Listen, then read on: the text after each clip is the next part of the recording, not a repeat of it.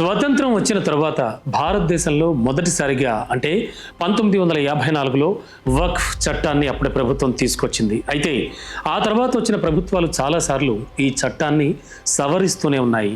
ఇందులో భాగంగానే 1995లో ఈ వక్ఫ్ చట్టాన్ని తొలిసారి సవరించిన సర్కార్ మరిన్ని అధికారాలను కట్టబెట్టింది. ఆ తర్వాత 2013లో కాంగ్రెస్ నేతృత్వంలోని యూపీఏ ప్రభుత్వం మరోసారి సవరణలు చేసింది. ఈ వక్ఫ్ చట్టంలో పేర్కొన్న నిబంధనల ప్రకారం చూస్తే వక్ఫ్ బోర్డులకు విశేష అధికారాలు కల్పించారు. ఈ బోర్డు నిర్ణయాలను ఏ కోర్టుల్లో కూడా సవాల్ చేయలేని విధంగా, ఎవరి ఆస్తులైనా స్వాధీనం చేసుకునే విధంగా ప్రత్యేక అధికారాలు కల్పించారు. మరి ప్రస్తుతం దేశంలో 30 వరకు వక్ఫ్ బోర్డులు ఉన్నాయి. దేశంలో ఇతర మతాలకు చెందిన మఠాలకు, అఖాడా, ట్రస్టులు, సొసైటీలకు లేని అపరిమిత అధికారాలను, స్వతంత్ర హోదాను వక్ఫ్ బోర్డులకు కట్టబెట్టారని ఇండియన్ ఆర్మీ అలాగే ఇండియన్ రైల్వేల తర్వాత మన దేశంలో అతి ఎక్కువగా భూములు వక్ఫ్ బోర్డుకే ఉన్నాయని కేంద్రం తేల్చి చెప్పింది. ఈ నేపథ్యంలోనే వక్ఫ్ బోర్డుకు విస్తృత అధికారాలను గత ప్రభుత్వం కట్టబెట్టిందని, ఈ వక్ఫ్ బోర్డు ఆస్తులు 2009 తర్వాత రెట్టింపయ్యాయని ముసాయిదా బిల్లులో కేంద్ర ప్రభుత్వం పేర్కొంది. ఈ వక్ఫ్ బోర్డు సవరణ బిల్లును పార్లమెంట్ ఆమోదింపజేసి అమల్లోకి తీసుకురావాలని కేంద్ర ప్రభుత్వం భావిస్తోంది. తాజా సవరణల ద్వారా వక్ఫ్ ఆస్తులపై కేంద్ర రాష్ట్ర బోర్డులకు ఉన్న అధికారాలను కట్టడి చేయడం వల్ల వక్ఫ్ బోర్డుల నిర్వహణలో మరింత పారదర్శకత వస్తుందని నరేంద్ర మోడీ సర్కార్ భావిస్తోంది.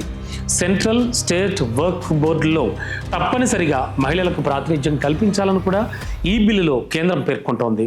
వక్ఫ్ ఆస్తుల నిర్వహణపై పర్యవేక్షణ బాధ్యతను జిల్లా కలెక్టర్లకు అప్పగించాలని ఈ బిల్లులో ప్రతిపాదించింది.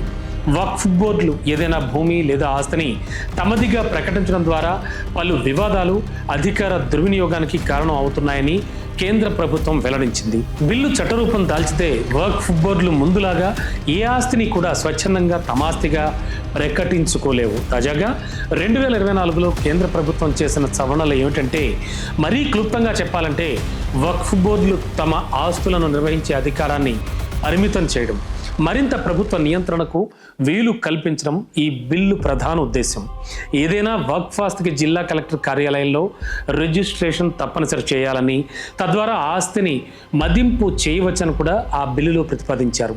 ఈ చట్టం అమల్లోకి రాకముందు లేదా ఆ తర్వాత వక్ఫ్ ఆస్తిగా గుర్తించిన లేదా ప్రకటించిన ప్రభుత్వ ఆస్తుల్ని వక్ఫ్ ఆస్తిగా పరిగణించరాదని పేర్కొంది. ఒక ప్రాపర్టీ వక్ఫ్ ఆస్తినా అంటే లేక ప్రభుత్వ భూమినా అంటే జిల్లా కలెక్టరే అది నిర్ణయిస్తారని, ఆయన నిర్ణయమే అంతిమమని బిల్లులో ప్రతిపాదించారు. కలెక్టర్ నిర్ణయం తీసుకున్న తర్వాత రెవెన్యూ రికార్డుల్లో అవసరమైన మార్పులు చేసి రాష్ట్ర ప్రభుత్వానికి నివేదిక సమర్పించవచ్చు.